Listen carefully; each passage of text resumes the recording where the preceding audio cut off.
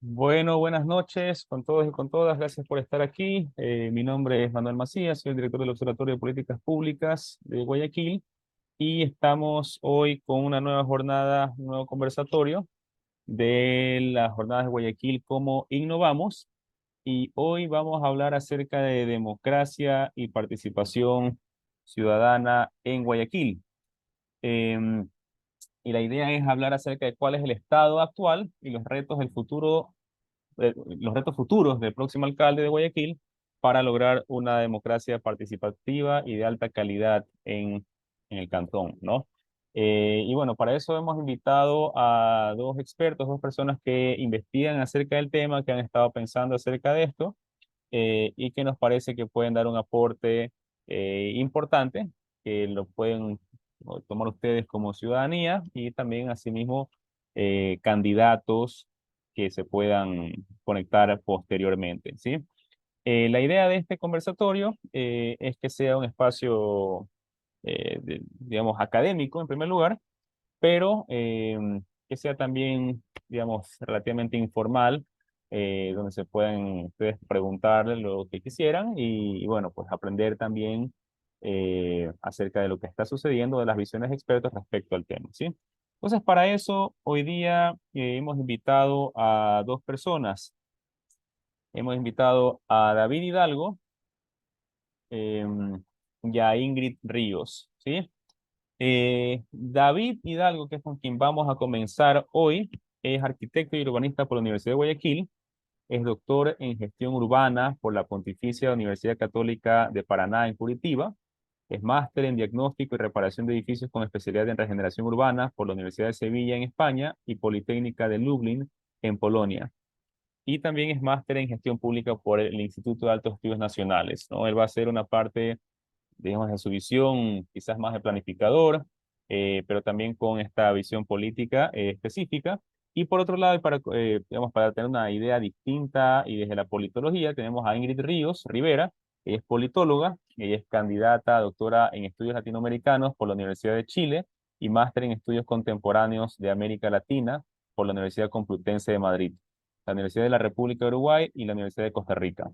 Actualmente es docente investigadora de la Universidad de Casa Grande y sus áreas de investigación son populismo latinoamericano, movilización social, identidades políticas latinoamericanas y estudios decoloniales. Eh, en primer lugar, bueno, vamos a hacer cada uno ambos panelistas van a exponer sus ideas, presentarlas en 15 a 20 minutos. Eh, y luego vamos a abrir una conversación entre los tres y justo también con las preguntas, ideas o asuntos que ustedes quieran preguntar respecto a lo que han escuchado, ¿no? Para eso nada más les pido por favor que puedan que escriban al chat de aquí del Zoom. Y si no, si quieren decir alguna cosa específica, bueno, pueden alzar la mano para hacer una pregunta quizás más que quieran decirla con la voz, por decirlo así. Solo que no se tome mucho tiempo en eso ahí igual yo les voy a estar diciendo cualquier cosa. Y bueno, entonces, siendo las 7:08 de la noche y estamos listos, en primer lugar, ahorita va a hablar David, ¿sí? Y luego vendrá Ingrid. David, por favor, cuando estés listo, ya puedes compartir tu pantalla y bueno, puedes empezar, ¿sí? Gracias a todos por estar aquí. Esperamos que puedan aprender, disfrutar y bueno, y reflexionar acerca de todos los temas. Manuel, por favor, me comenta si se puede ver la Sí, presentación. perfecto. Perfecto, entonces voy a comenzar, pero antes, buenas noches con todos y todas. También quiero aprovechar para agradecer a Manuel Macías y al Observatorio de Políticas Públicas de Guayaquil por la organización de este importante conversatorio. El día de hoy yo voy a hablar sobre la democracia en Guayaquil, particularmente del periodo de 1992-2023, dos puntos, territorio, resistencia y utopía. Antes de hablar del caso de Guayaquil, es importante una contextualización más amplia, es decir, a nivel de región. Y debo señalar que la democracia en América Latina es un ideal en búsqueda permanente. La historia latinoamericana está llena de episodios antidemocráticos que, ya sea por causas endógenas o por injerencia extranjera, ha perjudicado la calidad de vida de sus habitantes y perpetuado en algunos casos escenarios de desigualdad social y económica sistémica con el pasar de las décadas. Hay un informe del Programa de las Naciones Unidas para el Desarrollo del 2004 que indica que la democracia en la región se ve golpeada constantemente por la crisis de la política, que se expresa tanto en la baja credibilidad y prestigio de los partidos como en la poca eficiencia de los gobiernos para poder abordar y tratar cuestiones centrales o importantes. Por otro lado, la democracia en los últimos años ha sido observada principalmente en su dimensión electoral, es decir, se enfoca en que existan candidatos, partidos y el sufragio sea controlado por un ente del Estado. No importa mucho si los candidatos son de poca calidad o carecen de méritos. En ese escenario, el sistema democrático se ve golpeado en sus principios, principalmente en la ética y el pluralismo. Este segundo entendiéndose como una garantía a la participación real en la vida democrática, la política y los procesos electorales de grupos o individuos que están fuera de estructuras partidistas, muchas de ellas corrompidas. Con relación a la democracia en Ecuador, me permito hacer una pregunta. ¿Será que Quito y Guayaquil pueden ser referentes de democracia en el país en el siglo XXI? Y para llegar un poco a esta respuesta, debo hacer una mirada hacia atrás, indicando que en la historia republicana del Ecuador hemos tenido de todo: liberales contra conservadores, un pentapresidente, estoy hablando de Velasco Ibarra, dictaduras militares, magnicidios presidenciales, presidentes interinos colocados por una junta de beneficencia, presidentes derrocados y sustituidos por vicepresidentes, etc. También cabe indicar que este proceso, el que se lo conoce como el retorno a la democracia, que comienza en 1979, de alguna manera trae esperanza de devolver el poder al pueblo, es decir, ya no era un régimen militar, sino más bien se volvía un régimen democrático. Sin embargo, esto se ve eclipsado por la muerte o magnicidio del presidente Roldós, y esto definitivamente deja un antes y un después en la historia del país de lo que puede ser la política violenta y sucia, ¿ya?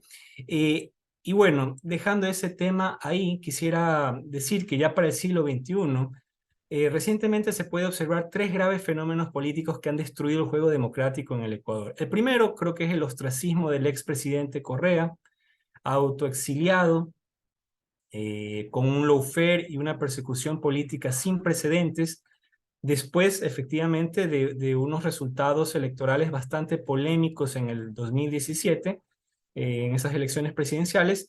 Por otro lado está la destitución del alcalde Yunda en Quito, que fue reemplazado por Guarderas y que hoy por hoy va nuevamente a participar como candidato a la alcaldía de Quito, y la consolidación de la no alternancia en el poder municipal de 30 años en Guayaquil con el Partido Social Cristiano. Esta imagen que ustedes pueden ver del fatídico día de la muerte de Jaime Roldós junto a su esposa Marta Bucaram Ortiz, yo quiero aprovechar para comentar lo siguiente. Jaime Roldós inicialmente tenía el interés de candidatizarse para alcalde de Guayaquil. Sin embargo, al momento que Assad Bucaram es bloqueado, se bloquea su participación política, el triunvirato militar, a partir de esta, eh, digamos, disposición de que personas con padres extranjeros no podían participar, es que Jaime decide de alguna manera, bueno, reemplaza a Assad Bucaram, y efectivamente él es el que logra verse vencedor para presidente de la República.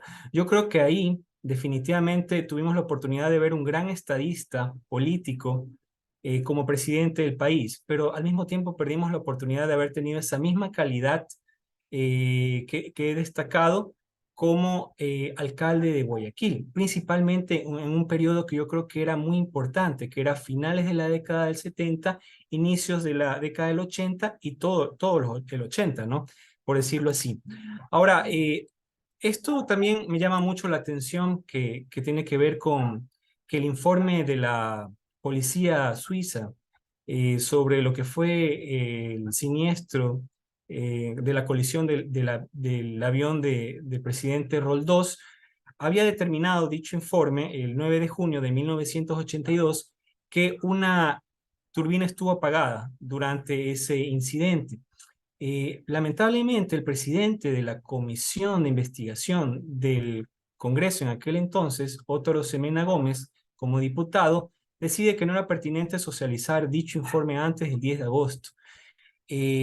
Esto le dio un mes aproximadamente a las Fuerzas Aéreas y a una firma canadiense que construía estas turbinas para este tipo de aeronaves de presentar un otro informe que se presentó el 11 de agosto de este año y que de alguna manera contradijo al informe de la policía de Suiza, y estos, digamos que se socializó con cadena nacional y puso en tela de duda este otro informe. Yo traigo esto a colación en esta discusión porque quiero que entiendan que esta es la democracia que tenemos en el país, que no ha cambiado mucho, de hecho, y que de este tipo de cosas hay muchas, pero no voy a ahondar en ese tema porque más bien prefiero nuevamente tomar el hilo principal de esta presentación, y para ello necesito repasar con ustedes dos conceptos importantes: la alternancia en el poder y la calidad de la democracia.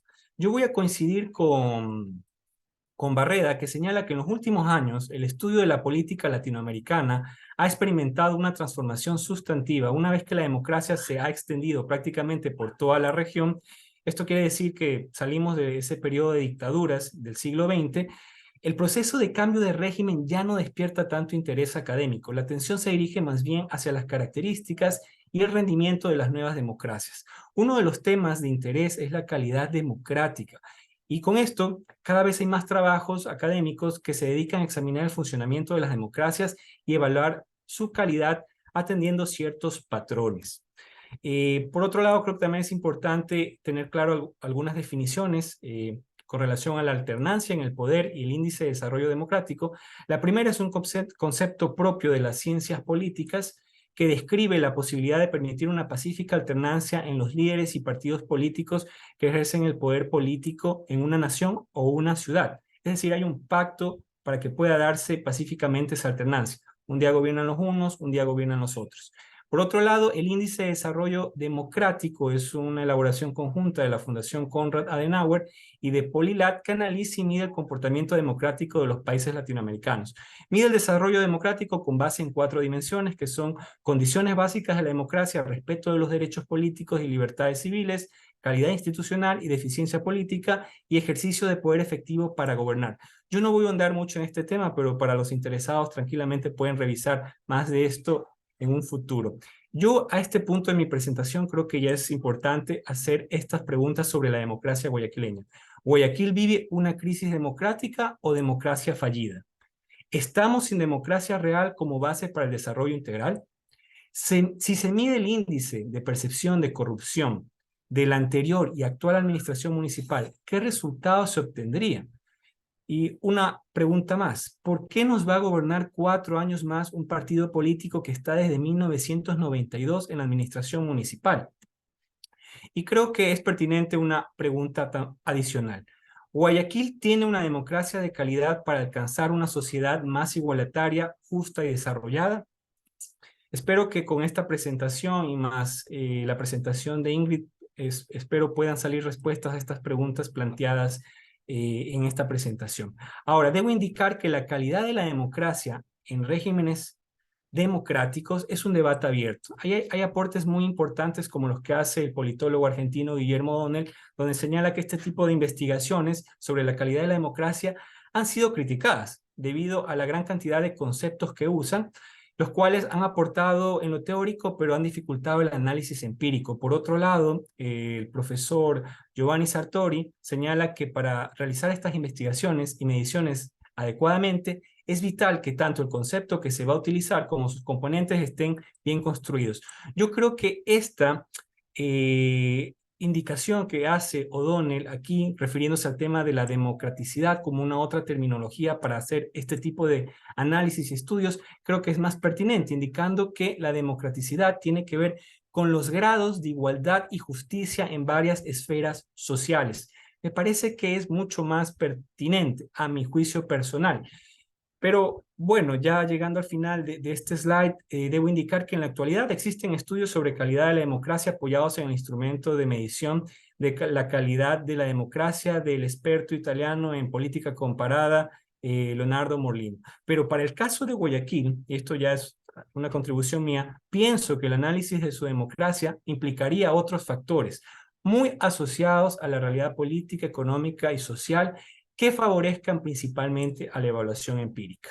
Esta línea de tiempo que no tiene todos los alcaldes del periodo que ustedes pueden ver en la parte superior, solo me sirve para que ustedes puedan evidenciar un poco esa alternancia en el poder municipal que hubo años atrás.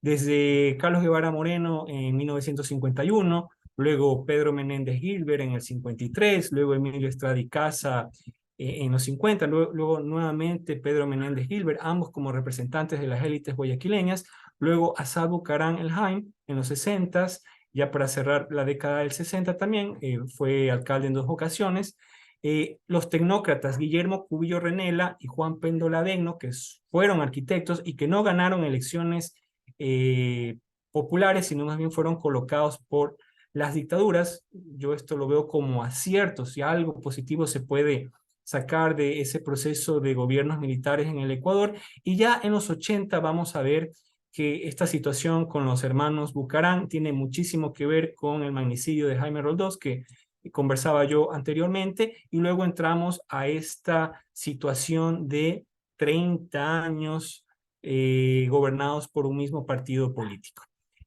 Para todo esto ya es importante señalar lo siguiente.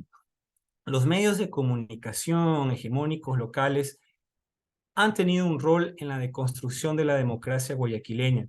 Definitivamente para tener una democracia sana se necesita buena información, porque eso es vital para la toma de decisiones, no se diga para elegir autoridades. En ese sentido, creo que en los últimos años y décadas hemos visto que la narrativa y el blindaje mediático al proyecto político del Partido Social Cristiano por parte de Coavisa y el Universo, de alguna manera ha dejado a una gran mayoría alienada, es decir, con un trastorno de la razón colectiva y con un pobre pensamiento crítico sobre el desarrollo de Guayaquil y además dejándolos en una realidad algo distorsionada. Yo aquí quiero aprovechar para indicar que nunca veremos dentro de la narrativa de estos medios de comunicación decir que el actual municipio de Guayaquil y sus autoridades son un gobierno depredador.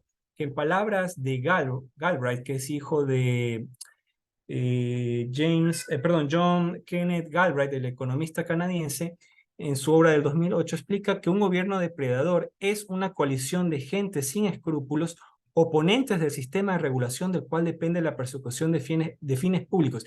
Esto es importantísimo. Ninguna sociedad desarrollada a nivel de nación o de ciudad sin regulación va a poder perseguir fines públicos en busca de eficiencia y hasta yo diría justicia social.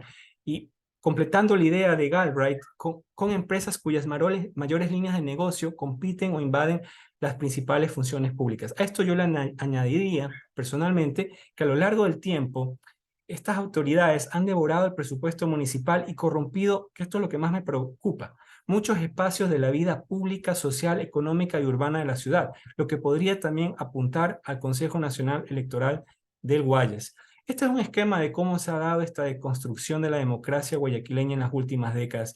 No voy a leer nuevamente la influencia sobre la población, pero sí voy a indicar que cada vez que hablemos de estos medios de comunicación, nos refiramos a ellos como actores políticos y empresas de la información, que eso es lo que son realmente, más allá de su ejercicio comunicacional. Y yo creo que lo que nos deja como consecuencias definitivamente es una democracia manufacturada a favor de intereses particulares y una democracia fallida en términos de no alternancia en el poder. Esto es un hecho. Y esto en un contexto sociopolítico de una dictadura perfecta, no refiriéndome a la expresión usada por Vargas Llosa en su momento, sino a la que utilizó como título el cineasta mexicano Luis Estrada en su película del 2014. Ahora, yo creo que la histórica represión en Guayaquil también constituye una amenaza a la democracia local. Desde la masacre obrera con la plutocracia que cumplió 100 años,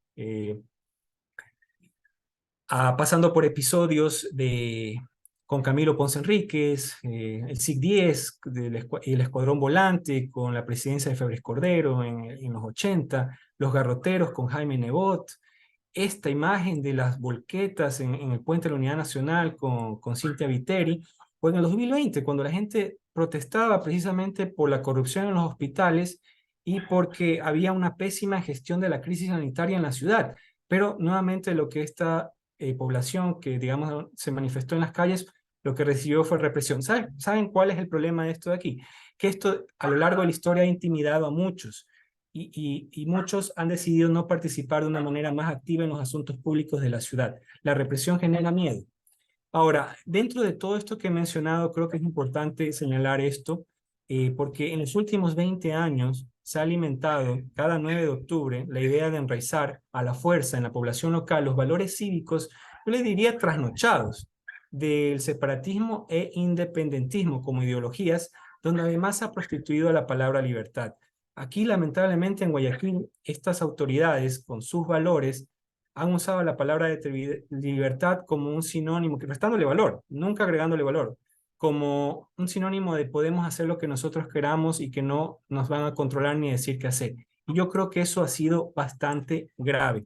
En todo caso, yo siempre que hablo de independencia me remito a esta frase del escritor estadounidense Mark Twain, donde señala que la independencia es la lealtad a uno mismo y a sus principios, y esto por lo general es una deslealtad con los ídolos y fetiches generales. Y vaya que hay un fetiche y un culto a la independencia de Guayaquil, con intereses políticos. Ahora bien, con relación a la cuestión del territorio, hay que ver al territorio como un botín, el suelo y su rentabilidad económica es lo que está en juego, por eso se quiere mantener el status quo. Ya en el siglo XX hubo un clientelismo electoral por el acceso al suelo en el llamado urbanismo informal. Por otro lado, había este urbanismo formal de mano de los terratenientes y constructores históricos. Ya para el siglo XX se monta más bien un clientelismo por negociados, fundaciones dentro de un modelo de gestión público-privado del urbano, donde se consolida el negocio inmobiliario sobre los sitios de interés y de rentabilidad económica. Y en el siglo XXI se busca mantener esta estructura de la tenencia del suelo con nuevos terratenientes para avanzar en los proyectos inmobiliarios planificados desde una agenda elitista sobre el territorio que incluye el área metropolitana y continuar con los negociados por contratos y de fundaciones. Miren, el presupuesto de Guayaquil en 4 años más o menos equivale a unos 3.400 millones de dólares. Es que 3.400 millones de dólares nosotros vemos cada vez que pasa un periodo de estos invertidos en la ciudad, es muy complicado. Y lamentablemente, lo que lidera para estos grupos que están en el poder es la política de los pozos petroleros. No hay una visión social, ni ecológica, ni cultural, ni integral para el desarrollo, sino todo lo contrario. Es dónde puedo en el territorio de Guayaquil hacer dinero. Y eso nos ha pasado factura. Con el tema de la resistencia, pienso que sí hubo resistencia en estos años al urbanismo de mercado y a este modelo de gestión urbana. Sin embargo, yo creo que el déficit de cohesión social ha alcanzado niveles absurdos, que esta visión de progreso sin regulación y valores, sin priorización de necesidades sociales, culturales y ecológicas en el espacio urbano también nos ha pasado factura. Y hoy por hoy tenemos una ciudad en un nivel de adolescencia, no es una ciudad madura y tenemos a una gran parte de la población, como ya indicaba anteriormente, alienada, que eso, por más progreso que queramos ver que sí ha habido, nos sigue manteniendo en un atraso urbano. Estas son algunas imágenes de actos que de alguna manera han intentado señalar cosas que estaban mal en este modelo de gestión urbana que indicaba hace un momento. Finalmente, hacia la utopía o distopía en el caso guayaquileño, quiero creer que a la izquierda, así que sea que la utopía sea una línea en el horizonte que nos permite caminar 3 o 5 pasos hacia adelante, caminar hacia un desarrollo urbano más equilibrado, coherente, inclusivo y de justicia social, creo que es lo que nos toca en este momento, pero es lo que nos toca, pero es lo que tal vez no lo vivamos todavía. Y por otro lado, la distopía no es otra cosa que mantener el status quo, perpetuar la degradación social en valores y condenar a las futuras generaciones más jóvenes a un sistema de opresión espacial y corruptor. Para esto he tomado una imagen de la película La Odisea en el Espacio de Stanley Kubrick, porque creo que simplifica la barbarie que se puede llegar a vivir en caso de no hacer algo. Finalmente, para tener una democracia sana, y esto es el desafío que tienen los candidatos, el próximo alcalde o la próxima alcaldesa, es que hay que recuperar la verdad y la confianza de la ciudadanía a partir de que exista un control, que es lo que no ha habido. Aquí han hecho, discúlpenme la expresión, lo que les ha dado la gana y no ha habido control por parte de Fiscalía, Contraloría y así. No se ha atendido problemas prioritarios y creo que los valores no han sido los adecuados. Hay que recuperar valores como el pluralismo, la justicia, igualdad, equidad, respeto. Todo esto para volver a tener la confianza ciudadana y no tenerlas como estas personas que van a recibir alguna cosa para luego intercambiar eso por un voto. Y con relación a la verdad, creo que es importante buscar la verdad y solo esto va a ser posible a través de un diálogo político intersectorial donde participen todas las partes. Y creo que este es un diálogo pendiente y necesario para poder enrumbar lo que sería el futuro de Guayaquil. Y esto es tomado de los aportes de Graglia 2019. Finalmente, mis reflexiones finales, y con esto voy a terminar, creo que me he pasado dos minutos. De manera general y apoyada en evidencia empírica, Guayaquil tiene una baja rendición de cuentas o accountability por parte de las autoridades locales y una restringido casi nula participación de una base diversa de grupos sociales, principalmente de grupos vulnerables para la toma de decisiones en la ciudad. Particularmente, el PSC ha abusado del poder público y corrompido ciudadanos, instituciones, etc.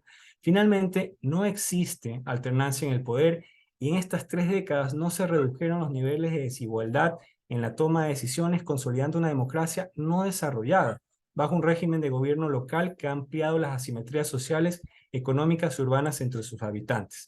Y con esta frase termino, que es una frase de Albert Einstein que indica: hablar de crisis es promoverla y callar en la crisis es exaltar el conformismo. Acabemos de una vez con la única crisis amenazadora, que es la tragedia de no querer luchar por superarla. Una cosa es que tengamos una crisis democrática o una democracia fallida en el presente. Otra cosa y más terrible es que no podamos hacer nada o no luchemos para poder superarla. Muchísimas gracias. Con esto concluyo. Muchas gracias, David. Eh, bueno, ahí tenemos una visión específica de David Hidalgo. Ahorita vamos con la visión, con la presentación, con las ideas de Ingrid. Para los que no estuvieron en la primera parte, voy a presentarla de nuevo. Ella es politóloga, candidata a doctora en estudios latinoamericanos por la Universidad de Chile y máster en estudios contemporáneos de América Latina por la Universidad Complutense de Madrid. Es docente investigadora de la Universidad Casa Grande y sus áreas de investigación son populismo latinoamericano, movilización social, identidades políticas latinoamericanas y estudios decoloniales. Ingrid, por favor, cuando quieras empezar. Listo. Muchas gracias, Manuel. Buenas tardes a todos y todas. Bueno, primero quería agradecerle a Manuel y al Observatorio de Políticas Públicas de Guayaquil por la invitación a este conversatorio. Creo que es sumamente importante que cada vez haya más espacios como estos para que la academia y la ciudadanía puedan reflexionar no simplemente a la hora de votar, sino en general. Bueno, como dijo Manuel y luego también David, vamos a hablar hoy día un poco acerca de democracia y participación en este contexto de las elecciones que vamos a tener este domingo.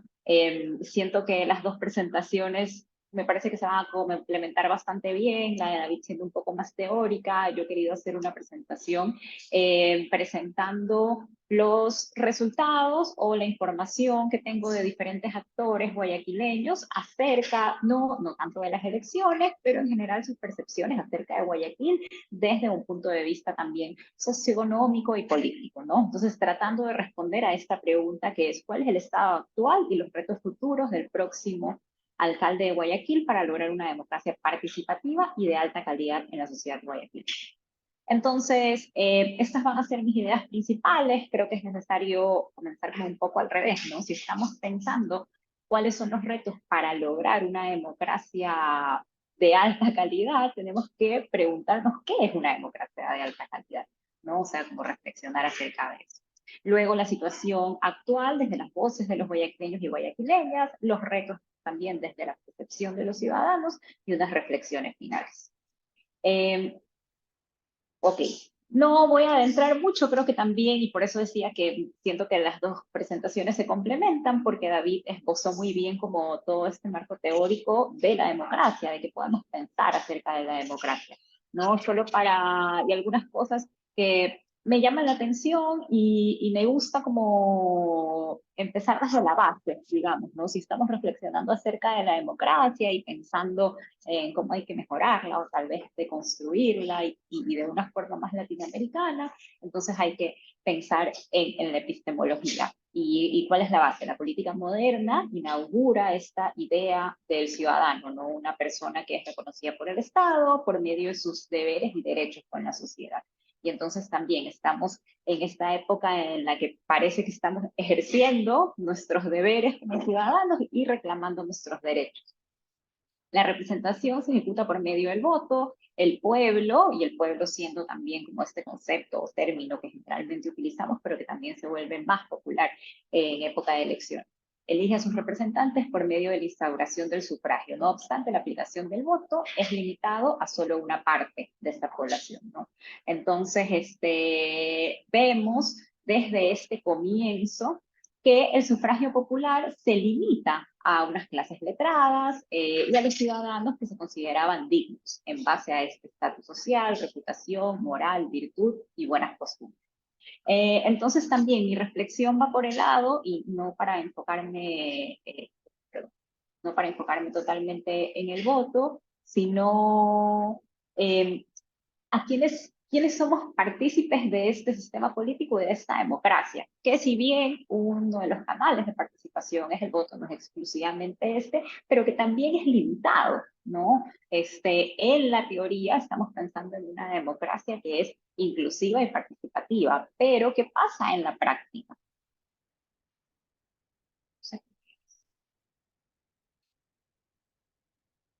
Ah, perdón, esta era la primera diapositiva. Bueno, pero esto también iba con mis ideas, ¿no? Hablamos de estos primeros actores políticos. Entonces, en base a esto, y ya como para regresar al 2021, estamos pensando en los guayaquileños. ¿Quiénes son estos actores? ¿No? Diferentes actores que tenemos en la sociedad, y para no enfocarme en los actores políticos, quiero enfocarme en el electorado, los ciudadanos, las ciudadanas, el pueblo, etcétera, los guayaquileños y las guayaquileñas, ¿no? ¿Quiénes somos los que vamos a ir a votar este domingo y los que vamos a elegir este nuevo representante que tiene estos desafíos y los que también vamos a poder diseñar y espero como ir reconstruyendo nuestra democracia? Entonces voy a presentar algunos resultados de dos investigaciones que estoy realizando. Por un lado, mi investigación de tesis doctoral, que busca explorar las percepciones y la construcción del populismo ecuatoriano, y obviamente tengo como algunas voces de personas guayaquileñas, y una investigación que realizo con otra colega de la universidad, se llama Diana Vallejo, que estamos haciendo en barrios populares de Guayaquil. En esta primera fase de la investigación que pasó el año pasado, seleccionamos dos barrios, el barrio Nigeria y Bastión Popular, ¿no? Y estas fotos entonces corresponden a algunos de las herramientas. Hicimos entrevistas, talleres, grupos focales que realizamos. Bueno, la idea es ir primero como cómo se autodefinen los guayaquileños, ¿no? Luego pensando primero en sus autodefiniciones, luego ir esbozando acerca de las problemáticas y también las representaciones sociales que ellos tienen alrededor de su cotidianidad, pero también de sus barrios y por ende de su ciudad, ¿no? Entonces, por ejemplo, esta entrevista me decía, si yo me considero pobre es porque soy pobre, y me causa risa responder así, porque no le vamos a poner que por mi tristeza, no trato de ahogarme en un vaso de agua, ¿no? Entonces aquí igual estoy tratando de mostrar unas voces diversas, que no necesariamente todas son de un estatus socioeconómico bajo, sino también medio, medio alto, etcétera, mujeres, hombres, diferentes edades. Otra dice, donde yo vivía, yo tenía vecinos, pero tú no veías a nadie. Cada quien vivía su vida en su casa, llegaba de su trabajo, entraba, salía y me encantaba eso. Si querías saludabas, si no querías no saludabas, lo que es muy diferente a un pueblo pequeño, ¿no? Y es justamente alguien que viene, porque tenemos también que recordar, y yo creo que eso va muy relacionado, no únicamente a problemáticas que tenemos ahora en la ciudad, como es el caso de las invasiones o como es el caso de vivienda, sino que es una de las bases de la construcción de qué es Guayaquil, ¿no? Tanto de su identidad como distintos ejes. Entonces, esta migración del campo a la ciudad. Ese entrevistado me decía que ella venía de, bueno, de un pueblo y entonces cuál era su percepción acerca de los guayaquileños, ¿no? Como muy individualistas, cada uno andaba por su lado, etc. Luego de ahí tenemos otra entrevistada que dice, bueno, porque el término guayaquileño y también esta idea de este guayaquileñismo que tenemos, ¿no? Siempre está vinculado al ser madera de guerrero, ser bacán y todas las cosas. Y eso también va relacionado a lo que hablaba David de esta hegemonía del Partido Social Cristiano que tenemos y esta construcción también del guayaquileñismo y del guayaquileño. De esta forma que no sé si tal vez nos representa a todos o si nos sigue representando todavía. Bueno, entonces acá hay otras cosas más acerca de, ya hablando de Guayaquil. Me parece que se da más acá en Guayaquil, pero cuando tú dices en tu burbuja, te refieres a que tú tienes tu trabajo, tu casa, tu ciudadela con seguridad. Cuando estás allá adentro no te das cuenta de la vida real. Y entonces también, y eso es una de las reflexiones más interesantes que hemos tenido con esta investigación de los barrios populares, es la creación bueno, no la creación, porque ya llevan tiempo creadas, de estas fronteras físicas, pero también simbólicas que tenemos en la ciudad que son muy, muy fuertes, ¿no? Entonces, esta persona que es de un estatus social más alto, me decía, bueno, es que en Guayaquil uno se siente en su burbuja, ¿no? Esta burbuja que tenemos en los diferentes barrios, y entonces estas burbujas construyen y configuran diferentes realidades en un mismo espacio que es en el que vivimos todos y es por el que vamos a votar todos, pero con unas realidades muy diversas. Esta otra entrevista decía, yo soy de Manabí, me vine porque allá no había trabajo, y yo quería trabajar, yo siempre venía a trabajar acá en las vacaciones, como quien dice, y en eso que venía conocí a mi esposo y después ya nos vinimos, ¿no? Entonces otra vez estas representaciones de la migración campo a la ciudad.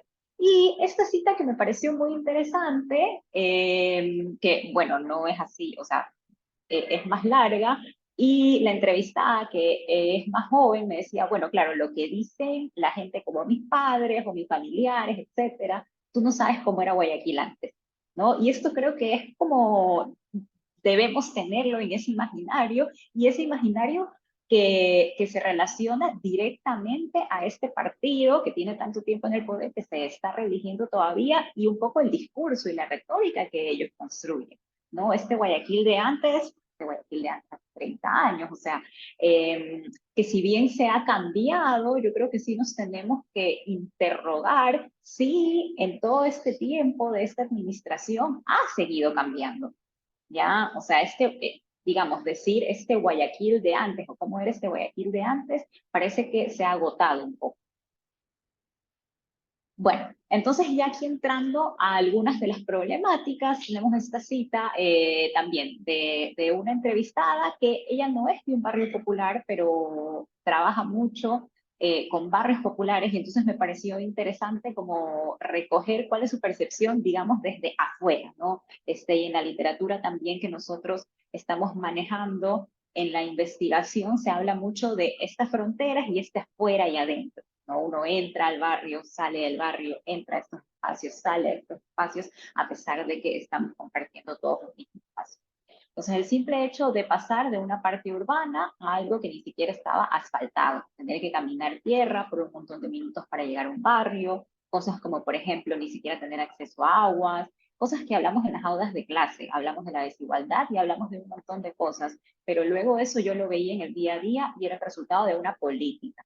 Era el resultado de una política que la gente había votado y había elegido.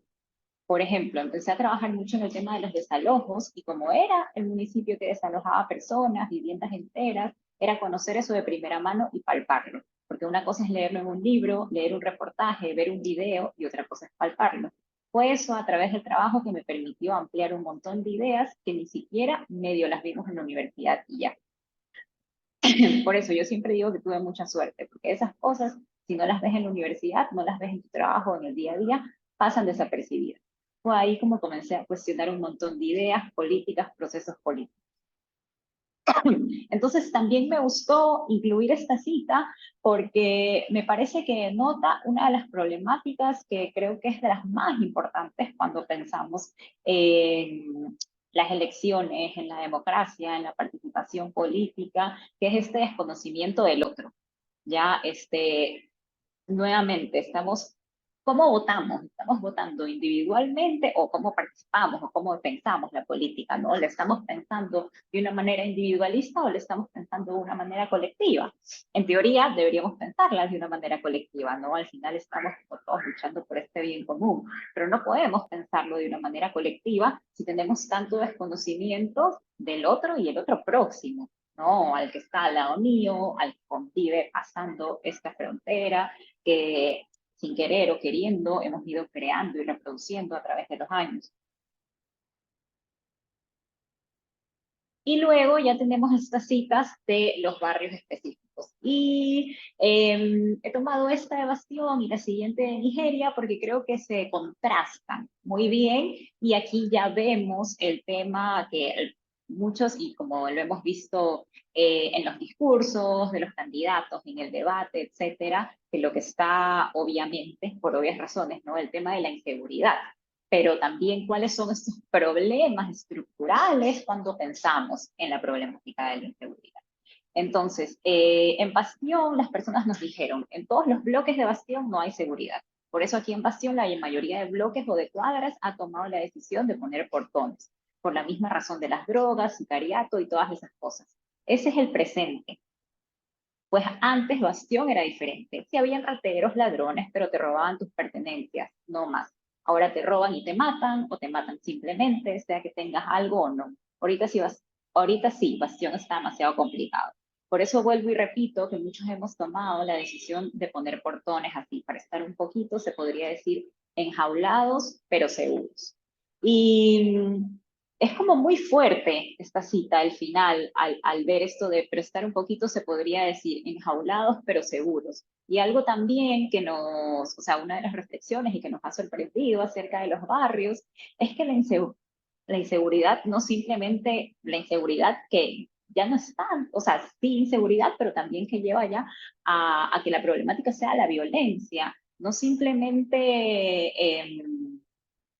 afecta a este miedo con el que viven las personas, ¿no? Con no poder salir, que les roben, etcétera, pero también quiebra el tejido social, ¿no? Una de las particularidades de los barrios populares de Guayaquil, y también eso lo recogíamos en las voces de nuestros participantes, es que antes el barrio estaba lleno de fiestas, de festivales, se vive en comunidad y es una vida muy colectiva, que está caracterizada por estar en la calle, por estar con tu vecino, por salir a la tienda, y entonces que por esta violencia e inseguridad ahora se ha quebrantado, ¿no? Entonces estas personas que al final siguen todavía sin tener ciertos servicios básicos, etcétera, también se les están quitando más cosas, ¿no? Por culpa de la inseguridad.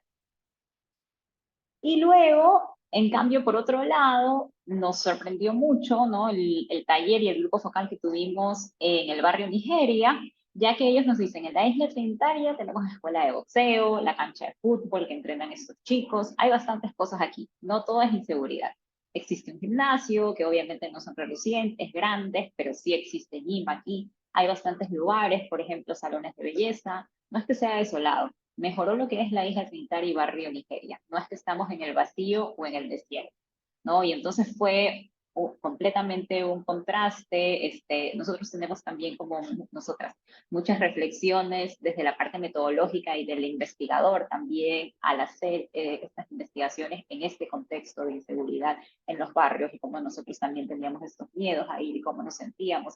Entonces, cuando estuvimos en el grupo focal y al escuchar a todas estas personas decir, pero es que es lo que dicen de afuera, o sea, lo que dicen los de afuera del barrio, pero las realidades son otras, y también estos discursos que se reproducen acerca de la inseguridad y violencia, que al final afectan, o sea, afectan negativamente el doble a los barrios, ya que ahí hay más, no se deja poder profundizar y conocer las realidades más allá de lo que vemos tal vez en las noticias en los periódicos.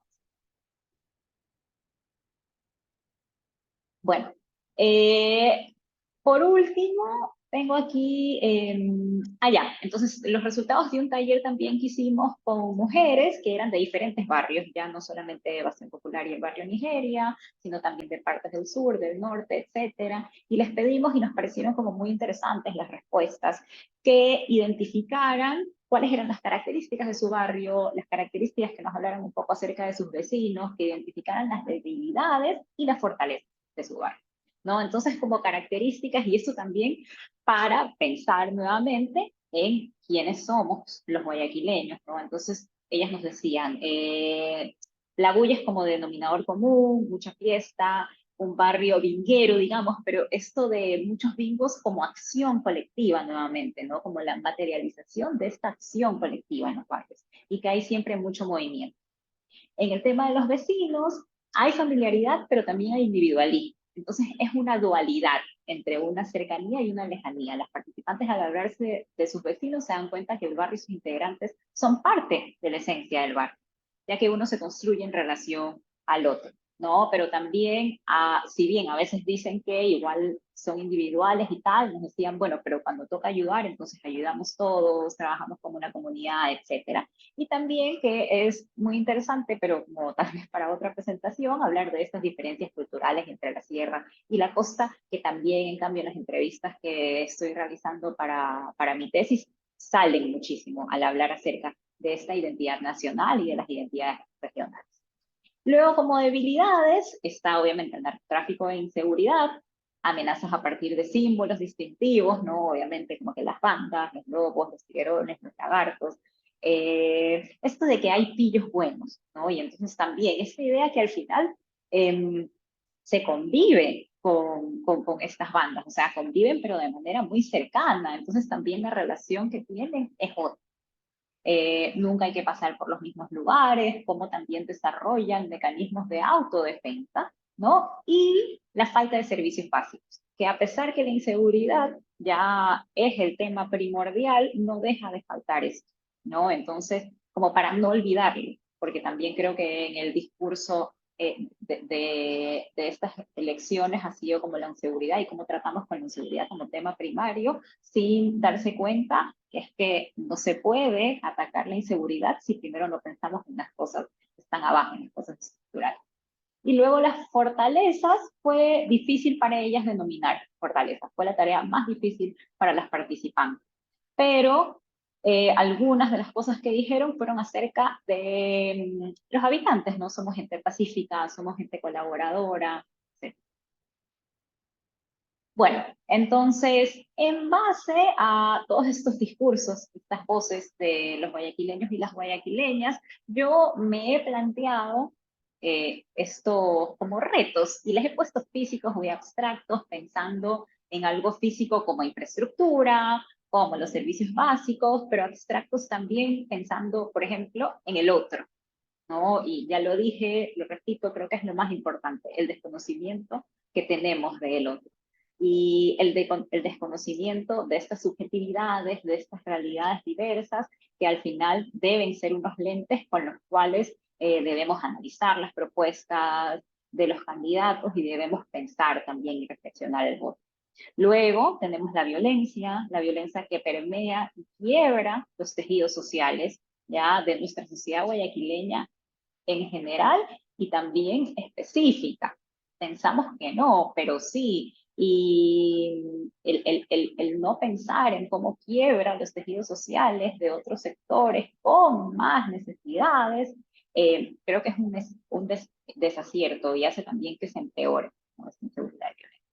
Luego también tenemos como retos los servicios básicos, educación, vivienda, infraestructura, trabajo y esta conciencia social y política, ¿no? Pensar en este voto consciente. También el día de ayer estuve en un conversatorio de la Casa Grande y entonces era el voto consciente. ¿Qué es el voto consciente? A mí me parece que el voto consciente, claro, obviamente es un voto informado y entonces el de lectura de las propuestas, etcétera, pero es también reflexionar qué es esta conciencia, de dónde viene, ¿no? Y yo creo que esta conciencia va muy relacionada a estas reflexiones o deconstrucciones que tenemos que hacer acerca de nuestro sistema democrático y de nuestra realidad. Bueno, por último, tenemos respuestas. Pues creo que todos tenemos algunas respuestas. No sé si son las correctas, por eso también vamos a votar, etcétera. Pero creo que estas respuestas, desde mi punto de vista, tal vez deben no ir únicamente, pero nutrirse con algunas de estas líneas, ¿no? Las subjetividades, la sensibilidad, la empatía, pensar en canales de participación otros. Siempre que son elecciones, entonces está la política como ahí, en boga, en auge. Y entonces, el día de la votación en general, pero como comencé en la presentación, no todos o esta participación democrática sigue siendo limitada. ¿Y por qué está limitada? Porque tenemos diferentes realidades. Entonces hay que pensar en unos canales que sean y representen estas diferentes realidades, ¿no? Asimismo como las propuestas que tienen que ser aterrizadas y obviamente la información que tenemos y que consumimos acerca, para poder hacer un voto consciente y responsable. Y bueno, eso es todo por mi lado. Muchas gracias. Muchas gracias, Ingrid. Gracias también, David.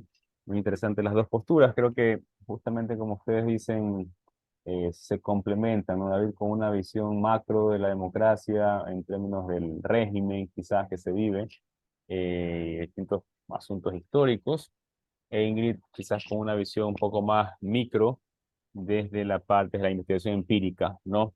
Em, Ahora, yo creo que igual hay unas cosas interesantes que pueden surgir de ese diálogo entre la parte macro con algunos elementos de la, digamos, del cuestionamiento hacia la democracia que estaba haciendo David, y también quizás de la parte más micro y de las visiones específicas que mencionó Ingrid, ¿no? Y creo que también parte de eso se refleja un poco en la encuesta del Guayaquil Cómo Vamos que hicimos hace un poco, hace unos meses, ¿no? Porque vemos que hay algunas ideas que ustedes planteaban que resuenan en, lo, en la encuesta mismo, ¿no? Por ejemplo, em, creo que en la parte de Ingrid se hablaba acerca de algo de convivencia, ¿no? Entonces, por ejemplo, eh, dentro de los resultados de Guayaquil, ¿cómo vamos? Un 54% considera que la gente del barrio no apoya cuando se busca hacer mejoras que beneficien a la comunidad, o el 60% dice que no puede confiar en la mayoría de las personas de su barrio. Es decir, hay como que indicadores objetivos o cuantitativos, si se quiere ver, respecto a ese resquebrajamiento de la confianza interpersonal del tejido social guayaquileño, ¿sí? Que se refleja también en la baja confianza que existe en Guayaquil respecto a los vecinos o al otro, ¿no? Que es lo que mencionaba tú, Ingrid, y que también lo mencionaba David respecto, por ejemplo, a esa necesidad de la recuperación de la confianza que existe, ¿no? Asimismo, y en términos más bien quizás también políticos o participativos, en la encuesta que se hizo en octubre del 2022, se reflejó que entre el 70, digamos, 73% de los encuestados, que eran 1.070 encuestados a lo largo de todo Guayaquil, no habían participado cívica ni políticamente en ninguna actividad durante el último año, o el 72% que no ha participado en ninguna organización política, espacio o red con fines cívicos, sociales o políticos durante el último año, ¿no? Es decir, que también hay un problema de acción por parte de la ciudadanía, de la gente del pueblo, en términos de su participación política o participación cívica, ¿no?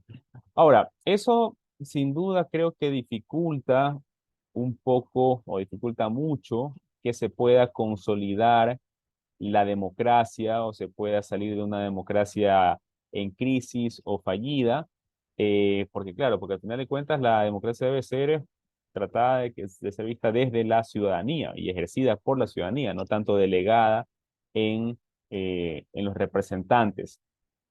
En ese sentido, primero quisiera un poco retomar esa pregunta que David planteó y ver y quizás conocer un poco más tu visión y respecto a eso. ¿Tú crees que o- en Guayaquil existe una democracia en crisis o una democracia fallida? ¿O cómo tú quizás lo plantearías en términos como más, no sé si decirle teóricos, pero en qué categoría o cómo clasificarías a Guayaquil en esos términos? Bueno, yo creo, a ver, no diría democracia fallida, porque tal vez tenemos que pensar, ¿no? O sea, en la democracia nacional, Ujú, ¿no? Y también ahí sí tal vez hasta me remontaría a la regional, ¿no? Las democracias latinoamericanas de todas maneras yo creo que se construyen como en simbiosis. O sí, sí, si pensamos también en democracia fallida, que a veces me planteo que la democracia ha sido fallida desde el comienzo, por eso está como ir a los cimientos, a esta construcción de la democracia, tal vez y sí. Sí, una democracia en crisis, sí, también, sí, creo que sería el término más adecuado. También hay que pensar en los distintos tipos de democracia, ¿no? En la democracia formal y la democracia efectiva, o sea, sí, tenemos una democracia porque no estamos viviendo en una dictadura. ujú, ¿No? Todavía hay un respeto hacia nuestros derechos y nuestras libertades. El domingo vamos a ir todos, digamos, a votar, etcétera. Pero ¿qué es lo que significa eso? Al ujú, final, pero también creo ahí que es que se piensa en la democracia como esta participación muy específica del voto cuando no estamos viendo la imagen como mucho más grande. Entonces sí diría una democracia en crisis. ujú. David, gracias, Ingrid. David, tú en esa parte, bueno, empezaste con esa pregunta relacionada a la democracia fallida o democracia en crisis y terminas con como que hay una democracia no desarrollada. Es decir, finalmente, ¿cuál es como que, digamos, tu visión respecto a esa parte de la democracia? ¿Es fallida, es en crisis, es muy liberal, es no desarrollada, pero en qué sentido es de baja calidad? ¿Cómo finalmente la describirías o la categorizarías? Yo pienso que hay varios adjetivos para poder nombrar el fenómeno que estamos viviendo como sociedad que tiene que ver con la democracia, que es lo que hemos conversado el día de hoy. Concuerdo con Ingrid, creo que lo mejor sería hablar de una democracia en crisis o una crisis democrática. Por lo que yo conversaba en mi presentación, creo que no es normal que hayan pasado 30 años y no haya existido una alternancia en el poder. Eso nos dice algo, pero Ujú, se ha naturalizado, pareciera que es normal. Por otro lado, sí, en mis reflexiones finales yo hablo de una democracia no desarrollada para ser sutil. Es un eufemismo, pero al mismo tiempo es para pegarme un poco a la terminología académica que expertos en el tema. Yo no me considero un experto en democracia, pero digamos, por mis estudios en gestión pública es un tema que me interesa mucho y sobre todo porque tiene que ver con Guayaquil y su desarrollo. Entonces, por esa razón creo que sí, efectivamente somos una democracia no desarrollada en el sentido de que si hacemos una evaluación empírica y nos apegamos a algunos de esos parámetros, principalmente con los que trabaja Morlino, nos van a salir esos datos de que algo no está bien, principalmente porque no hay, por ejemplo, una rendición de cuentas, no hay control del mandato y un sinnúmero de cosas que yo te podría mencionar. ujú, Creo que el adjetivo más severo sería democracia fallida. Cuando Ingrid mencionaba, claro, no es una dictadura como las que estamos acostumbrados, ¿no? Una dictadura militar, por ejemplo, que es muy común en estudios sociales y políticos de América Latina, pero por otro lado es una dictadura que nos deja la incertidumbre de que posiblemente nos gobiernen 4 años más. Entonces, eso ujú, nuevamente no es normal, por el ujú. simple hecho de que eso pueda suceder es extraño. Yo voy a Ajá. hacer un comentario final, Manuel, y con eso creo que cierro tu pregunta. Yo pienso que Venezuela hoy por hoy vive una dictadura.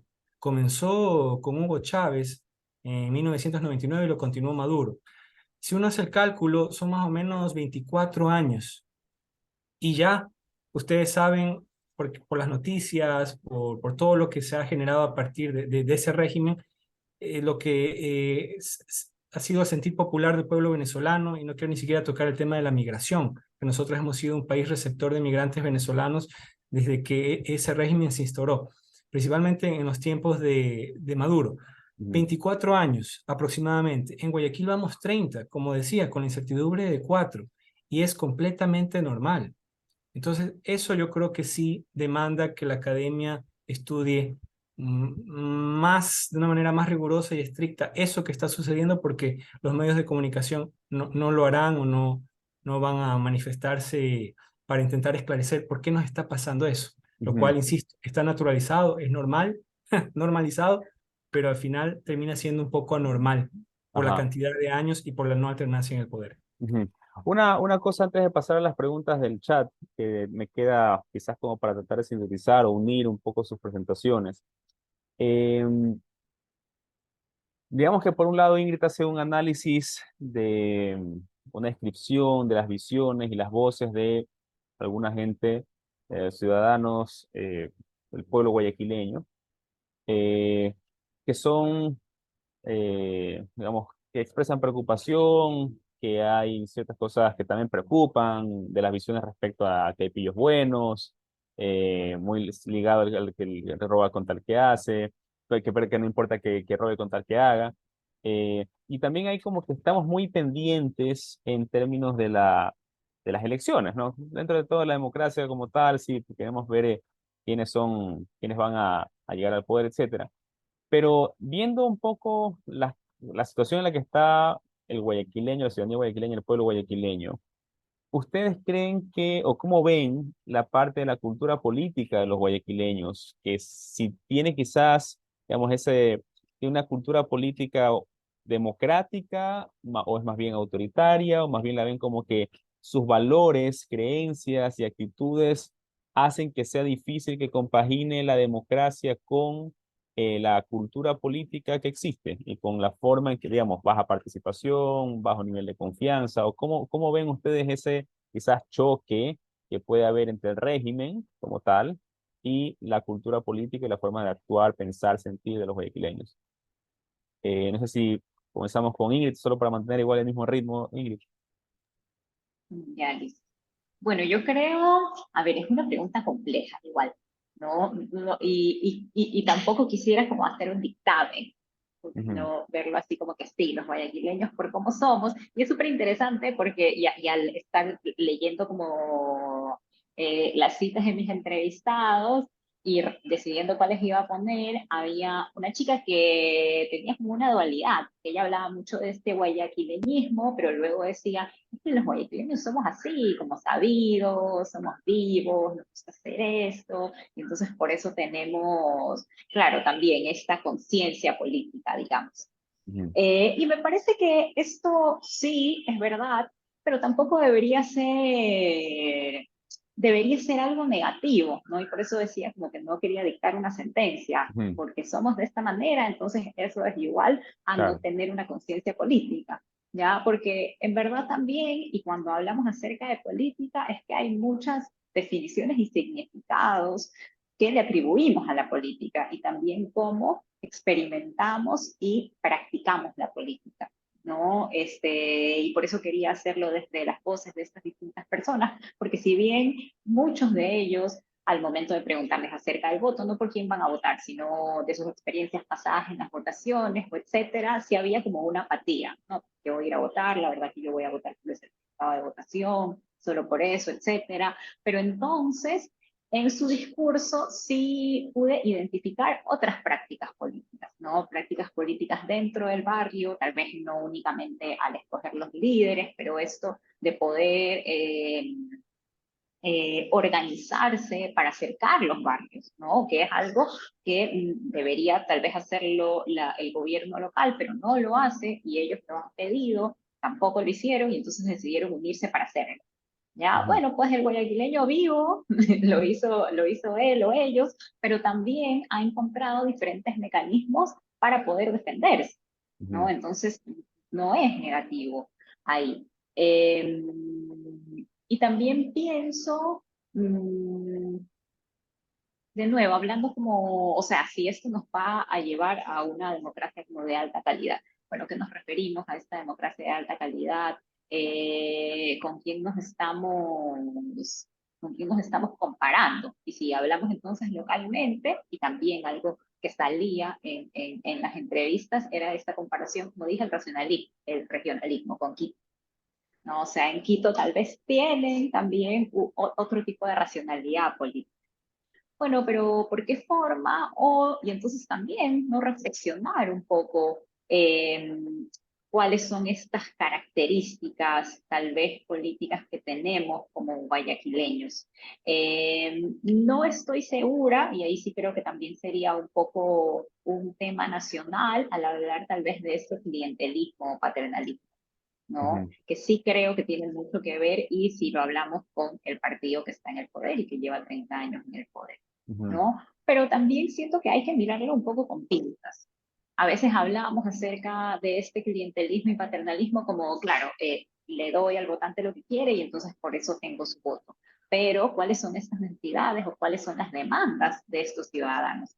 El día de ayer en el conversatorio en el que estábamos, o sea, uno de los participantes, ya cuando hicimos la parte de las preguntas, decía, era un chico, bueno, yo soy becado por el municipio, he estado becado por el municipio hace un montón de tiempo, o sea, ya hace 3 becas que tiene, y a mí me da miedo que ahora, si es que él no se vuelve a reelegir, yo me quedo sin beca. ujú, ¿Podemos reprochar eso? No, o sea, esa percepción o esa necesidad no debería ser reprochable. Lo reprochable debería ser que no hay políticas de gobierno, no hay políticas de Estado, sino que hay ujú, políticas de gobierno. ¿Ya? ujú, Entonces, por eso digo como que hay que igual verlo con pinzas, porque a veces, o sea, sí, obviamente hay temas de corrupción e intereses personales, pero hay que aprender a discernir ese tipo de intereses personales a otro tipo de intereses personales o necesidades básicas y oportunidades que nos tiene que dar el gobierno local o nacional para poder construir esta democracia de alta calidad. ujú, ujú. Gracias, Ingrid. Sí, o sea, yo no, mi pregunta no iba tanto por la culpa lo tenemos los guayaquileños, más o menos, ¿no? Sino que hay factores, digamos, culturales, hay factores institucionales, hay factores económicos, hay factores políticos, hay mediáticos, como mencionaba, y sino que tratando de unir un poco las dos ideas, ¿no? Por ejemplo, David, tú te quería hacer esta pregunta porque tú dices en una parte de tu presentación que hay como un tipo de ciudadanía adolescente y alienada. Entonces, o que más o menos como ese es el estado un poco de la situación de los guayaquileños en la actualidad y que se ha venido construyendo por todo lo que mencionas, factores mediáticos, estructurales, institucionales, ¿sí? Pero en ese sentido también va un poco la pregunta que te, que menciono, ¿no? Es decir, han habido 30 años, no ha habido alternancia en 30 años, pero básicamente ha sido alternancia electa. Es decir, no es que ha sido un dictador que se ha puesto 30 años y dijo yo no salgo nunca del poder, sino que han sido electos. Entonces, ¿cómo conjugamos esa parte de lo que, digamos, lo que busca o la situación que tú me tienes como adolescentes alienados, pero en todo caso igual votan por un partido al mismo tiempo, democráticamente, ¿no? Entonces, ¿tú cómo das explicación quizás a eso o qué rol o responsabilidad le das al pueblo guayaquileño de la situación actual? Voy a intentar responder tu pregunta, Manuel, son varias cosas y voy a intentar anclarme a una pregunta que está en el chat de Carlos Ceballos. Y voy a comenzar con el tema de la cultura política que tú mencionabas inicialmente. Y yo tengo que señalar que en Guayaquil no hay formación política en los jóvenes. Creo que ahí está el inicio de toda esta discusión. Formación política en los jóvenes hay en Argentina, hay en Brasil, hay en Uruguay, en Chile y así. No estoy hablando de polarización ideológica, hablo de formación política. La formación política no solo en las escuelas, en los colegios, es en el hogar, en el trabajo, los compañeros del trabajo, las amistades de la universidad. Es todo un, digamos, ambiente en el cual se puede aprender sobre lo que implica la política y la importancia de, por ejemplo, votar de manera responsable en elecciones, por ejemplo. Ahora, yo lo que tengo que decir es que en Guayaquil no hay conciencia de clase. Ujú, Eso es algo que debería estar sobre la mesa. No estamos hablando de lucha de clases, un pensamiento marxista, sino de conciencia de clase, es decir, qué le conviene a los sectores, por ejemplo, de menor renta o a la clase media, y en función de eso, digamos, votar por un proyecto que pueda beneficiar a estos grupos, que son la mayoría, porque la élite o la clase dominante o la clase con más altos ingresos apenas es un 10%. Pero al final del día, como indicabas, en esos 30 años, lo que se termina imponiendo con fuerza es esta agenda y no la agenda de la mayoría, lo cual es bastante extraño. Y yo creo que, insisto, países como Brasil tienen, por ejemplo, a Paulo Freire, con este texto bellísimo de la pedagogía del oprimido, donde creo que ahí se hace un esfuerzo grande para intentar desde la educación hablar de estas cosas, de esta cuestión de opresores y oprimidos, no para polarizar, sino para entender cómo funcionan las cosas y por qué es tan importante tener una conciencia política que te pueda beneficiar. Resulta absurdo, no sé, me voy a inventar, vivir en el sur de Guayaquil por ejemplo, votar nuevamente por estos grupos que están gobernando la ciudad y saber que la obra que llega allá es de menor calidad que en otros sectores de Guayaquil y su área metropolitana. O sea, no tiene ninguna lógica, pero eso pasa. Con relación al tema de bueno, esta gente, me decías, al final ganan las elecciones, siguen votando por ellos. Yo podría decir que estamos ya viendo el final del socialcristianismo en Guayaquil, pero es un escenario incierto. Y yo tengo mis serias dudas que la actual alcaldesa haya ganado las elecciones anteriores. Insisto, son mis dudas, son personales. Es tal vez por la ciudad donde vivo, porque conozco las dinámicas de esta ciudad. Entonces no me sorprende que tal vez haya ahí existido alguna cuestión. Pero lo que nos debería sorprender es que, por ejemplo, esta misma alcaldesa que aspira a la reelección tiene un sinnúmero de cosas negativas cargando en su espalda, como por ejemplo la mala gestión de la crisis sanitaria de la pandemia, el tema de las camionetas en el aeropuerto, eh, las denuncias de corrupción, por ejemplo, el tema este de los millones para trapear los pisos de Guayaquil con la Fundación Guayaquil Siglo XXI, el nepotismo, terrible, nunca vi tantas parejas, esposo, esposa en diferentes cargos públicos eh, y tantas cosas así y la verdad es que no sabemos, es posible que sea reelegida de manera legítima o ilegítima, pero está esa ventana de posibilidad abierta y eso es lo que debería sorprendernos. Tal vez Nebot con su liderazgo hizo un trabajo que representó una visión y un proyecto, pero yo creo que como te decía, ya estamos en el final de toda de este proceso político que ha sido muy largo, pero no sabemos si vamos a salir de ahí. Y eso me parece extraño. Finalmente, yo creo que, por ejemplo, volviendo al tema de las elecciones, yo creo que habían mejores opciones para ir a una reelección si la idea era esa. O sea, 34 años más con el mismo régimen. Creo que Henry Cucalón o Doménica Tabaqui eran mejores opciones, pero creo que lamentablemente Nebot se equivoca al permitir que una persona como la actual alcaldesa, créanme que se ha destruido la moral pública con las cosas que hace, solo miren su campaña de estos últimos días y ustedes se darán cuenta que eso no es normal, pero se está dando. Y esa situación yo creo que sí es preocupante, pero como todo en Guayaquil, es naturalizado, normalizado, nos reímos y a algunos les parece que eso es bacán.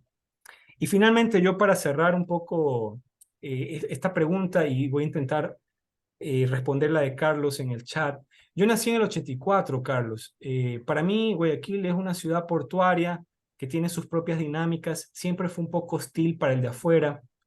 Hubo una élite que le costó compartir la torta, por decirlo así, históricamente. Eh, y ha habido un clasismo que se ha instaurado, yo creo que de manera innecesaria. Eh, y esos valores de una minoría son los que a ratos intentan ser posicionados en la gran mayoría. Y esto tiene que ver con lo que definía Antonio Gramsci, que es la hegemonía cultural. O sea, esta cuestión del bacán, del prepotente, de yo soy sabido y así, vienen de ciertos grupos que tienen esas condiciones, que pueden hacer eso, que tienen poder, y luego el resto lo copia. Que si esos son los valores de los guayaquileños, yo discrepo, pero sí son los valores de ciertos grupos que han dominado históricamente la ciudad y los otros estratos sociales de alguna manera intentan replicar o copiar eso y luego tenemos ahí un shampoo cultural que difícilmente nos da para identificar y colocarle un adjetivo al guayaquileño.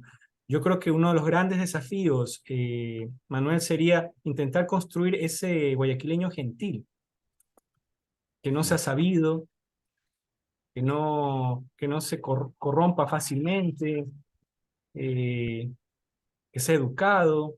Por esas cosas pareciera que no interesan y no importan. Y bueno, yo creo que cuando mejoremos el tema de la cultura social y de convivencia ciudadana, creo que es posible que podamos tener una mejor formación política y de ahí cambiar realmente a partir de los valores algunas cosas que están mal hoy por hoy en la ciudad. Ujú, gracias. Este, un poco retomando las preguntas, hay una de Carlos que era para Ingrid, que es para Ingrid acerca del guayaquileño o partidos guayaquileños, ¿por qué no confían en el liderazgo y capacidad de la mujer guayaquileña para gobernar? Yo quisiera complementar esa pregunta con algo. O sea, en primer lugar, no sé si no confían del todo en la mujer, porque actualmente está Cintia como candidata, es decir, está una mujer en ese puesto. Pero ¿creen ustedes quizás que hay una crisis de líderes políticos en Guayaquil? Primera pregunta. Y ligada a esa, digamos que viene el extraterrestre, el político perfecto o política perfecta, culta, honesta, etcétera, etcétera, etcétera, etcétera, etcétera. Eh, y es elegido alcalde o alcaldesa ahora en el año 2023. ¿Tiene realmente la capacidad para hacer un cambio, para hacer una democracia de alta calidad y participativa? ¿Y qué debería hacer? Digamos, ustedes son sus asesores y tienen que decirle, esto es qué es lo que debes hacer a esta nueva hombre o mujer que sea alcalde o alcaldesa. ¿Cuáles serían así sus recomendaciones, posiciones, asesorías para lograr salir de esa crisis democrática y lograr mayor participación? Bueno, contesto. Entonces, hay dos preguntas. Primero, la del liderazgo femenino y luego esta que plantea Manuel. Yo creo, como dice Manuel, que sí ha ido diría, evolucionando, ¿no? No simplemente cambiando, sino evolucionando la mentalidad y cada vez más en Guayaquil, en Ecuador, en América Latina, tenemos lideresas femeninas. Ya, o sea, ahora tenemos una alcaldesa. Sí es verdad que dentro de las candidatas o candidatos para la alcaldía solo hay otra mujer más, si no me equivoco. Entonces, me parece que ya hay mayor apertura. A ver, creo que una de las características de la sociedad guayaquileña y ecuatoriana, digamos, también es el machismo, ¿no? Es algo que todavía se sigue combatiendo y si bien y en general como sociedad hemos abierto nuestras perspectivas, también se están cambiando de a poco estas prácticas de género, todavía hay mucho machismo y entonces por eso en el imaginario tal vez todavía pensamos que una mujer no sería la adecuada para ser una lideresa, pero en verdad creo que eso está cambiando.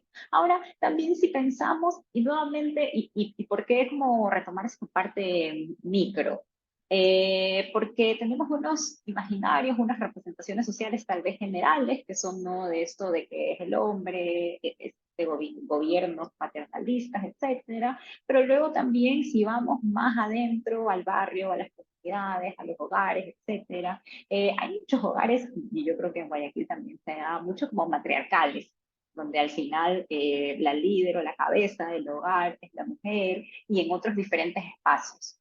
Entonces, creo que eso ha cambiado mucho.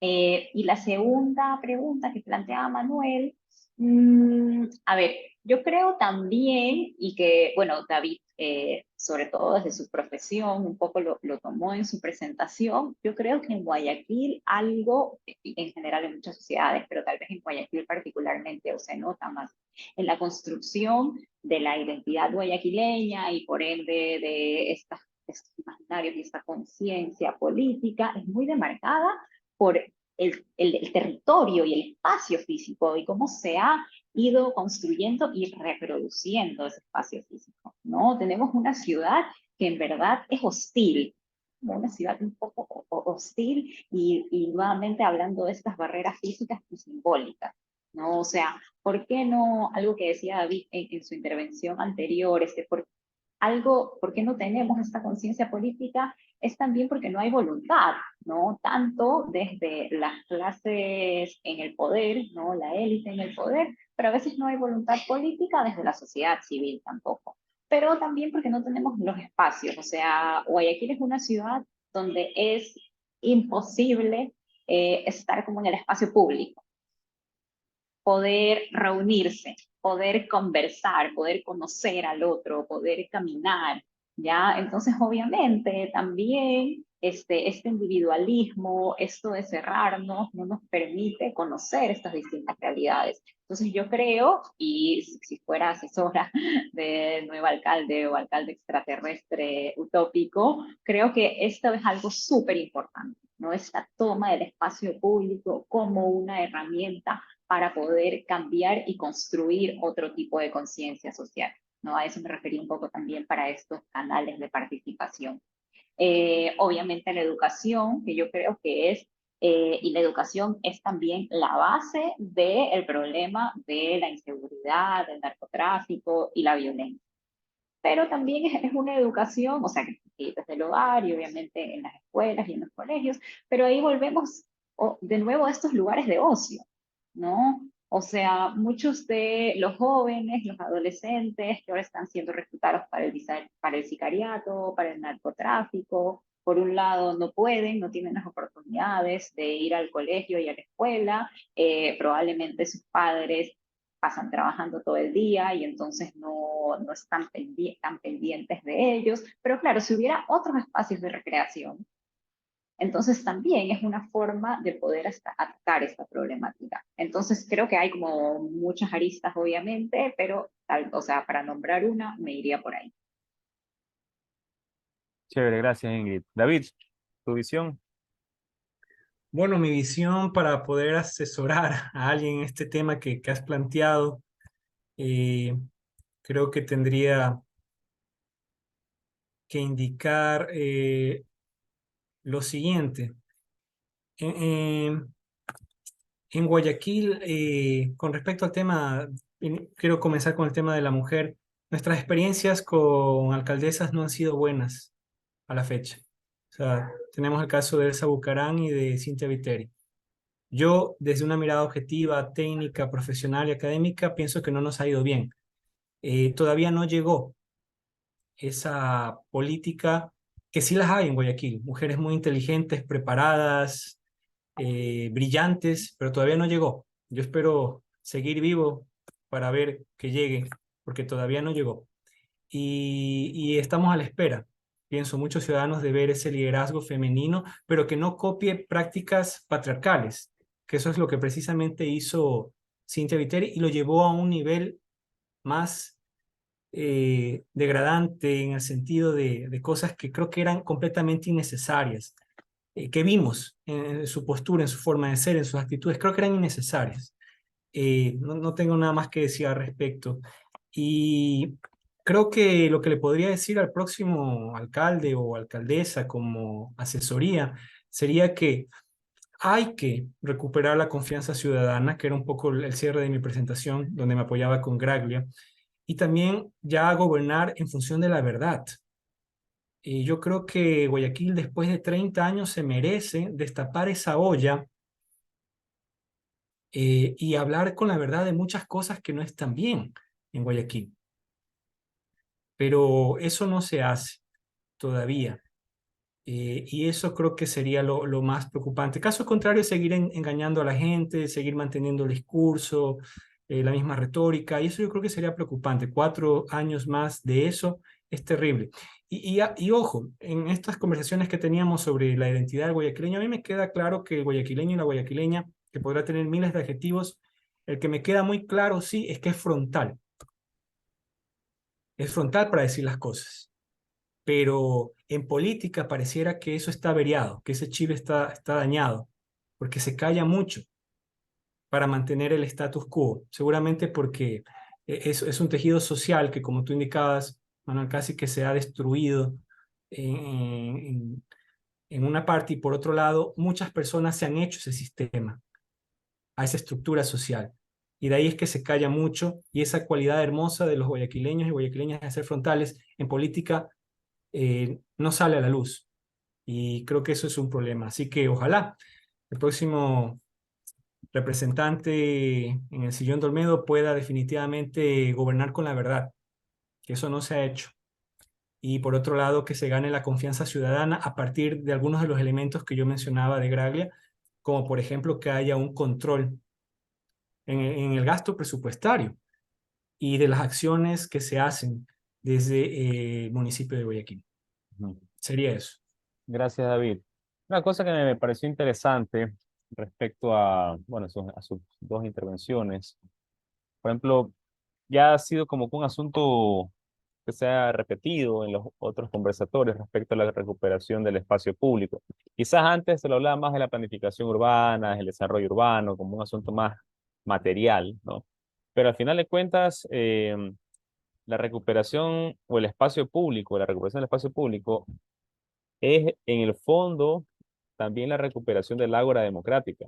Es decir, es como que ese espacio físico, pero que puede hacer que realmente el punto de inicio, ¿no? Donde se puedan generar justamente o activar la participación, el debate, la búsqueda de la verdad, la recuperación de la confianza que es necesaria para cualquier tipo de democracia, que actualmente quizás la misma forma en que Guayaquil se ha desarrollado arquitectónicamente, y no solo arquitectónicamente o urbanísticamente, sino también ya hay que incluso aumentarle o agregarle el ágora democrática digital, ¿no? Que son como estas, ¿no?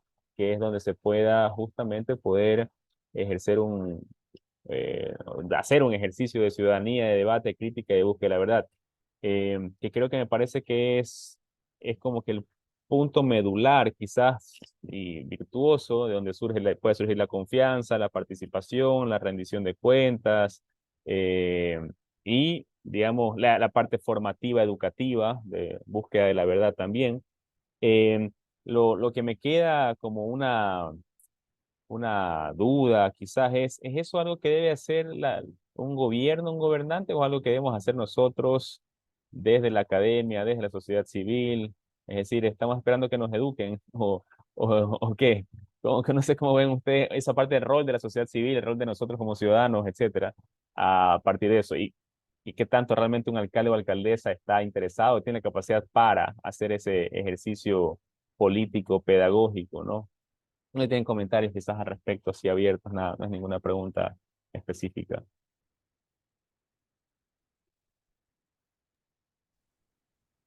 Yo creo, bueno, primero que es fundamental, y lo que tú dices, Manuel, o sea, como la apropiación del espacio público, es que no hay, esta idea de lo público en Guayaquil es muy débil, ¿no? Y ahí sí, de forma abstracta y de forma material también, porque no podemos estar en el espacio público porque no existe, pero y entonces también eso hace que reproduzcamos una sociedad que es elitista, que es clasista, que es individualista, etcétera. Entonces sí creo que es sumamente importante. Y obviamente debe ir de ambos lados, ¿no? Y yo creo que en los últimos años se ha hecho un gran esfuerzo desde la sociedad civil en diferentes como ejemplificaciones para recuperar el espacio público. Eh, no sé, en temas culturales, por ejemplo,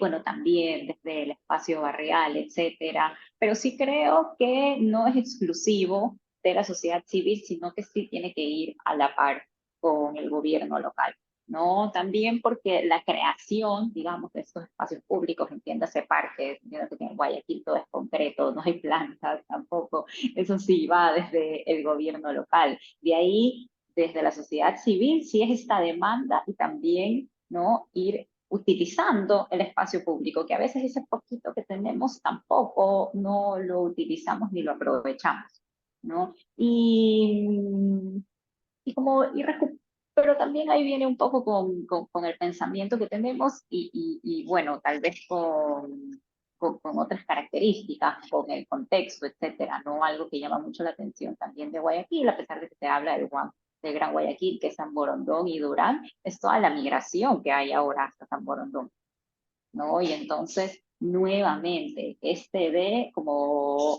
migración, digamos, de estas élites y esta fronterización de nuevo, tal vez ahora San Borondón y dejar a Guayaquil, eh, más para un sector un poco más popular, con el que no se quiere mezclar, y entonces también dejarlo un poco olvidado, etcétera. Y ahí sí le doy mucha razón a David en las críticas que hace acerca de la administración, ¿no? Cuánto ha hecho la administración y también cómo la administración del Partido Social Cristiano ha, eh, siento yo, como una estrategia para reproducir este modelo que es totalmente, que crea y perpetúa estas desigualdades. Gracias, Un poco la pregunta. Ingrid. Pero David, bueno, no sé si tú quieres decir algo al respecto, quizás. Sí, un comentario que espero no sea tan largo, solo para complementar algunas ideas de Ingrid. Quería recordar a Monseñor Leonidas Proaño, que él decía que nos educamos los unos a los otros. Y un poco para darte respuesta, Manuel, a tu inquietud, creo que todos somos responsables de que todos podamos mejorar en muchas cosas, a nivel cultural, conciencia política, etcétera, etcétera, etcétera. Tenemos ese rol educador. Y yo creo que las autoridades locales serían las principales a educar a una sociedad que, como yo indicaba, tiene estos rasgos de adolescencia por varias razones que uno puede fácilmente ver en la historia de cómo se ha ido dando la reproducción social y espacial de Guayaquil, que ya lo comentaba Ingrid, una sociedad que lee muy poco, y eso es un problema. Consume muchos contenidos que no sirven para nada y lee muy poco. Entonces, ese es un problema.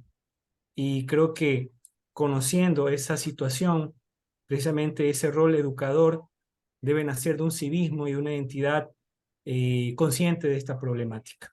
Sería mucho más fácil si tuviéramos autoridades, una alcaldesa, un alcalde que trabajara en esto, pero no lo tenemos, porque precisamente el proyecto político no va por ahí.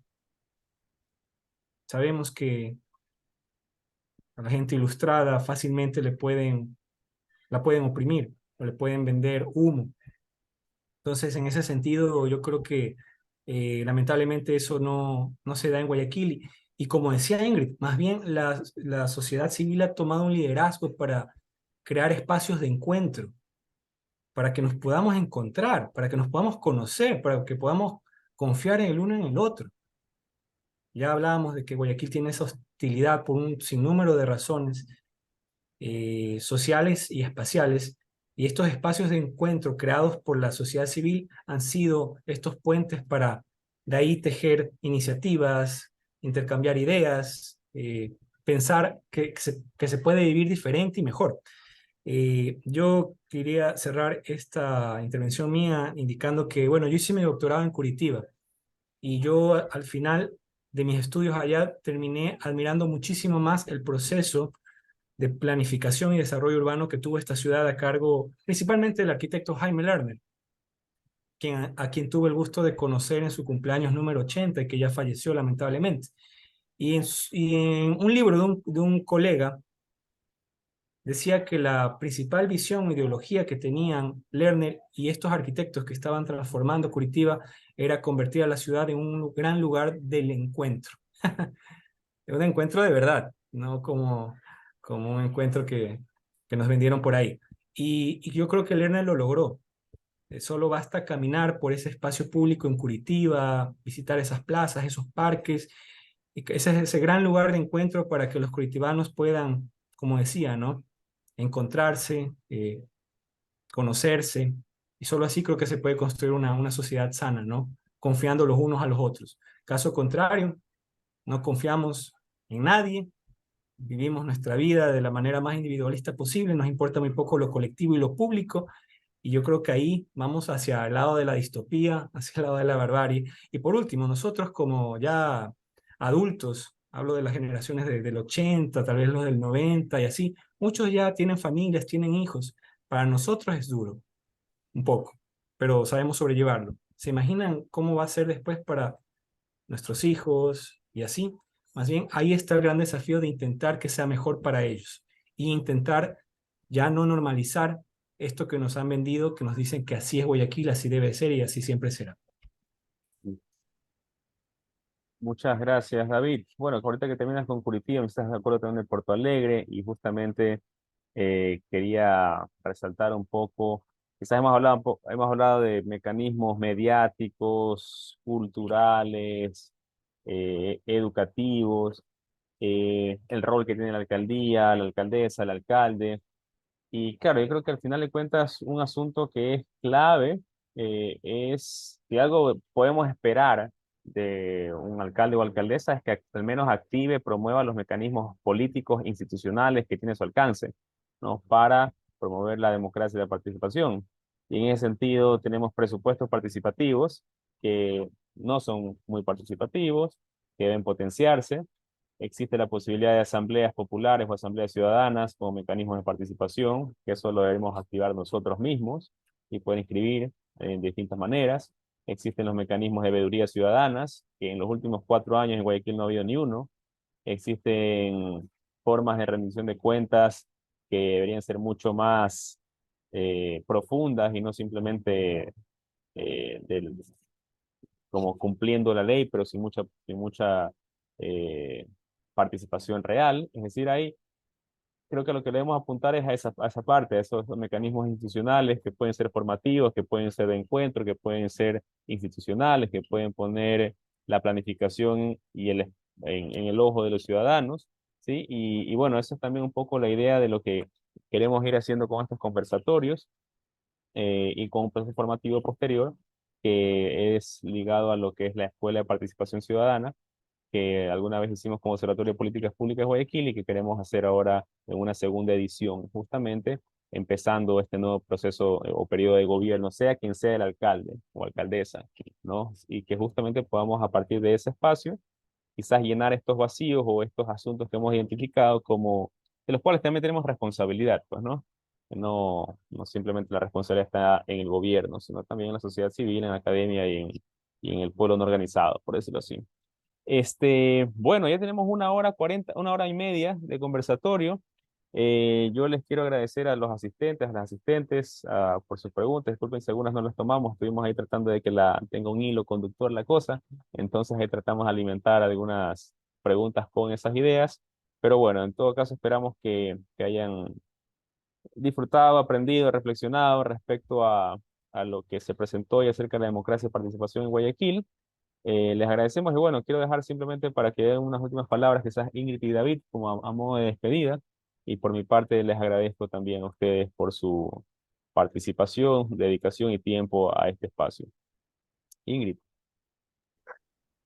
Bueno, yo para cerrar nada más agradecerte nuevamente, Manuel, agradecer el espacio y también la iniciativa y todas estas iniciativas que se están haciendo desde la academia. Yo creo que la academia también, que a veces nos quedamos mucho en el mundo de las ideas y que necesitamos aterrizar, porque si no tampoco vamos a ningún lado. Entonces esto del observatorio, lo que acabas de decir de la parte de participación, es súper importante y agradecer también a todos los asistentes de hoy. Creo que, y como lo dije, la política la hacemos cada uno día a día en nuestra cotidianidad y ya estar tal vez en estos espacios, escuchar, querer estar informado desde diferentes canales, ¿no? Para tener una mayor perspectiva, pero también para poder conocer al otro, es ya un primer ejercicio de esta ciudadanía. Obviamente hay que hacer más, pero eh, comenzar de a poco. Así que bueno, muchas gracias a todos. Gracias, Ingrid. David. Yo para terminar quisiera hacer una reflexión final y es también un anhelo personal que pienso que Guayaquil debe recuperar la ética y la verdad y que el próximo gobernante debe gobernar y hay que exigirle que gobierne con el buen ejemplo y los buenos valores y no con lo contrario. Solo me queda agradecer a todos los que acompañaron el día de hoy este conversatorio y espero que nos podamos encontrar en una próxima ocasión. Voten bien el día domingo. Listo. Muchas gracias, David. Muchas gracias, Ingrid. Muchas gracias a todos y a todas. Espero que tengan una buena noche y recuerden que el jueves a las 7 de la noche tenemos también otro conversatorio acerca de seguridad y convivencia social específicamente, ¿sí? Y ahí, bueno, pues ya vienen las elecciones y ya luego en las próximas semanas estaremos haciendo otros más, ¿sí? En todo caso, buenas noches y espero que nos veamos el jueves con algunos de ustedes, ¿sí? Hasta luego, pasen bien. Chao, chao. Chao, gracias.